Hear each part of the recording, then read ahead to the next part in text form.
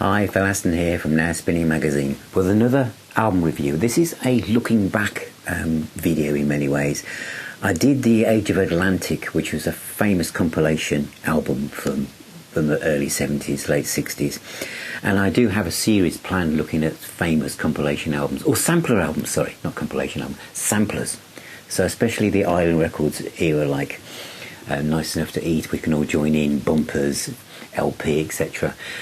But recently I'd been on the Sea of Tranquility channel as a guest on a couple of great shows, and I referenced this album from 1980 called Kilowatts a couple of times as it introduced me to some great rock metal bands from that period. And a few people in the comments said, "Oh yeah, I remember Kilowatts." And I said, shall I have a quick look at it and talk about, my memories of it? So here it is. And Kilowatts was a double album, special price of £4.99 recommended retail price, which in 1980 was a very, very good price for a double album. It wasn't a gatefold, it was a single sleeve affair with the two records inside it. And on the back it said, because remember this is at the golden age of the new wave of British heavy metal.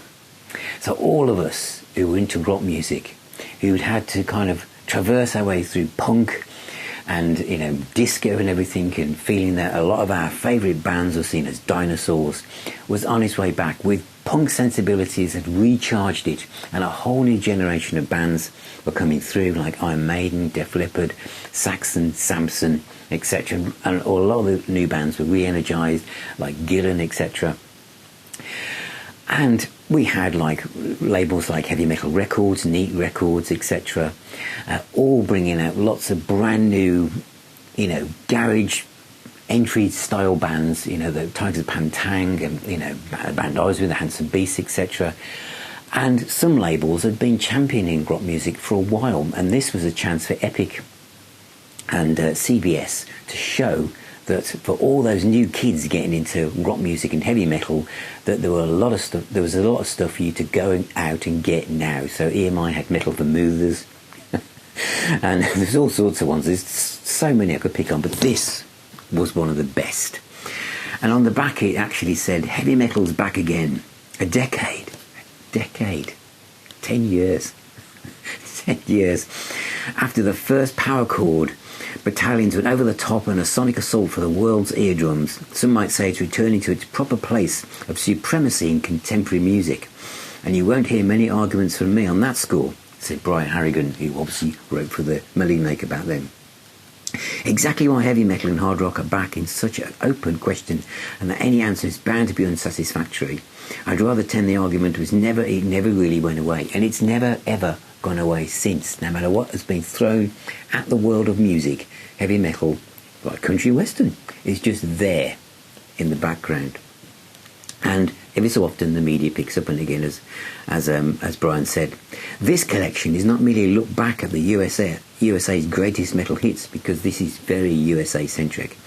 There are undoubted classic cuts by Blue Oyster Cult, Godzilla, Mahogany Rush, World Anthem, and there's some red hot rocking new tracks from Aerosmith, Ted Nugent. In addition to this collection samples action on this side of the Atlantic too, with Judas Priest, which he describes as one of the hottest British bands to ever make it over here in the last few years. And also we have Shakin Street and Trust from Europe. If you're a newcomer to discovering heavy metal, this has got to be a great way to catch up in some of the classic cuts of the past and get a hint of what's coming in the near future. So exciting it was indeed. If you're a heavy metal maniac, denim jacket, lots of patches on the back, always looking for the latest thing in the import bins, then the new tracks alone make this a great deal. To coin a phrase, Kilowatts is killer cuts at a killer price. And it really was. Side 1, record 1, is the World Anthem, which also segues into the Rock and Roll Hall of Fame by Frank Marino and Mahogany Rush. And this was still a new band to me. I know that Frank Marino is a guy that reckoned he'd been visited by Jimi Hendrix when he was very ill, and he sold it into his body. And outside of that, these were fantastic opening cuts. A great way to start, especially for those of us, or for young kids getting into New Every British Heavy Little, literally being introduced to this wonderful music that was so well recorded. Both of the one track was from World Anthem and the other one was from What's Next. So 2 great tracks to sample and to immerse yourself in the world of Frank Marino. Next was Ray Gomez with U.S.A. from the debut album Volume. This is where it stayed for Ray, primarily. Some of you out there might have gone and bought the album, but for many of us, we just moved forwards. Flesh and Blood was next from Ted Nugent from the album Screen Dream. Ted Nugent's star was beginning to fade at this point, and it just sounded a bit kind of cliche. We'd heard it all before, so again, for me and my mates, it didn't set the world on fire. However, the next track on here did, but didn't, for lots of reasons. And that is Knock 'em Dead Kid by the band Trooper from the album Knock 'em Dead Kid. Now, Martin Popoff mentioned this band. He's got all their albums. They were from Canada, and you just couldn't buy them in the UK. Now, this track, track 5, Knock 'em Dead Kid, is a fantastic rock track. Brilliant metal track to me. I know Martin says us in the UK call it rock music when it's metal. It's just how we grew up, really.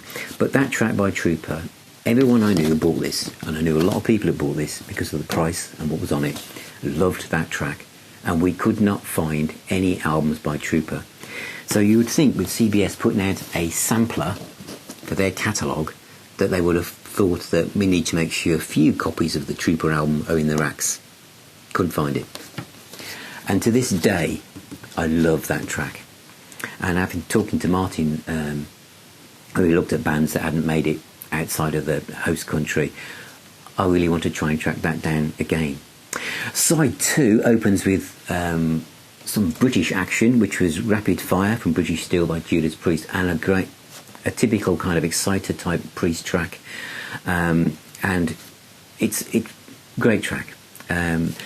British Steel was seen in some quarters in the UK as being like Priest trying too hard to, because of the hit singles on there, Breaking the Law, etc., Evening Star, whatever.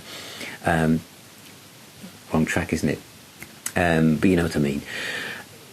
They were on top of the pops, and it was, and Rob Halford had got his his blonde, shaggy hairstyle then at that time, and they were everywhere. But I personally, I actually didn't buy that album straight away. My mind and eyes were elsewhere, over the other side of the Atlantic, etc. The next track in was Oyster with Godzilla from Some Enchanted Evening. I felt the album was a bit disappointing because of the track listing. The next live album that came afterwards I felt was better for Oyster, and the one that preceded it, of course, On Your Feet, On Your Knees, I felt is an absolute stone cold proto-metal classic, really. But Godzilla from this was fantastic, and to have it on here, I felt like, it was a great collection. I Need a Little Girl Just Like You by Rick Derringer from the album Guitars of Women was kind of pop metal. Since this, I'm now a massive Rick Derringer fan, and I had an open heart for Rick Derringer music. I just felt that he was, as I've said before, the bridge between Ronnie Montrose and Eddie Van Halen. He had pop sensibilities, but absolutely fantastic musician. And then, this is 1980, this is important as you listen to this, was a track called Back on the Road Again by REO Speedwagon. Now, within 12 months, REO Speedwagon were going to be enormous because of High Infidelity and the hit singles, Keep On Loving You, etc., and Follow Your Head or Follow Your Heart. But that hadn't happened yet. So this was my first exposure to REO Speedwagon, and Back on the Road Again was the highlight, with Trooper, off this double album. I thought some of my friends even said it was probably one of the best riffs of all time. But it had such a great vocal delivery, great riffage, great chorus, and the way it built up to that guitar solo at the end.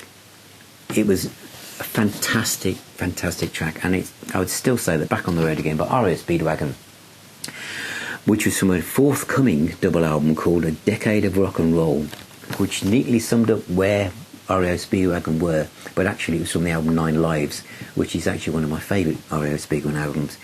It's just a brilliant track. Record 2 was Line of Fire from Journey, from the album Departure. Again, the world is going to wake up to, for me, my world is going to wake up to Journey pretty soon with the album Escape.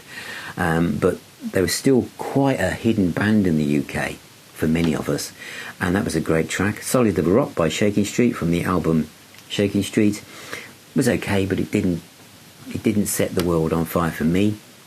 The Elite by Trust from the debut album called Trust did. The track by Trust on this record I felt was immense, all sung in French with aggressive punk attitude, a guitar sound to die for, and that bit in the centre when it just moves from one chord to the next as it kind of goes into this groove section. It kind of reminded me of the central part of Teaser by Tommy Bolin. It had that kind of feel to it. I absolutely loved that track. Trust should have been massive. And then there was Too Old to Tame by the Boyzz from the album Too Old to Tame. It was okay, but I never really stuck around to play that very often. Let the Music Do the Talking by the Joe Perry Project was next from his album Let the Music Do the Talking. I love that, and quite a few of my mates bought it, and in many ways he'd saved his best songs for that album which obviously was detrimental to Aerosmith, who brought out Night in the Ruts, which is okay, but compared with Joe Perry's solo album, it's not as good. Although I do like No Surprise, so it's not, but Joe Perry, the opening Joe Perry track was fantastic. The album then kind of faltered for me on side 4. Next was Oz from the forthcoming album No Prisoners. It was okay, and for many people loved the next track, but I was quite cold on it, and that was Molly Hatchet, Boogie No More from the album Flirting with a Disaster. It was just too Leonard Skinner-y for me and not original enough, although later on I became a much bigger Molly Hatchet fan. The inner sleeves, there was an inner sleeve for one, from the copy I got, which showed the album artwork for the albums you could go and buy. And the second one wasn't, it was just in a plain sleeve. So I did think that was a missed opportunity with not putting the pictures on the other one as well. But it was fantastic, and for many of us rock fans, again, $4.99 was cheap, but it was still a chunk of your money back then. This was as far as you went with some of those bands. This was a album you played as it was. You didn't see it as a sampler. Nowadays, of course, you'd create this using a Spotify playlist. But back then, it was like a mixtape, but on vinyl. It really was. So if you bought this yourself, let me know what you thought of it. What albums did you go and buy after listening to it? What bands became some of your favourites? And which albums didn't you go after? Or which ones could you never find? Be just interesting to know. So that's like a little video looking at great samplers in the world of rock. And some great pictures there of the guy, people like us, between the speakers as it was. So thank you for watching this, and please support me if you can by becoming a patron, or you can donate or become involved with YouTube. Visit the website. Over 140,000 visits a month now to the Now Spinning magazine website. Ring that little bell, subscribe to the video, let me know what you think, comment, share with everyone you've ever met. Remember, music is the healer and the doctor. So take care and keep spinning those discs, and I shall see you very, very soon.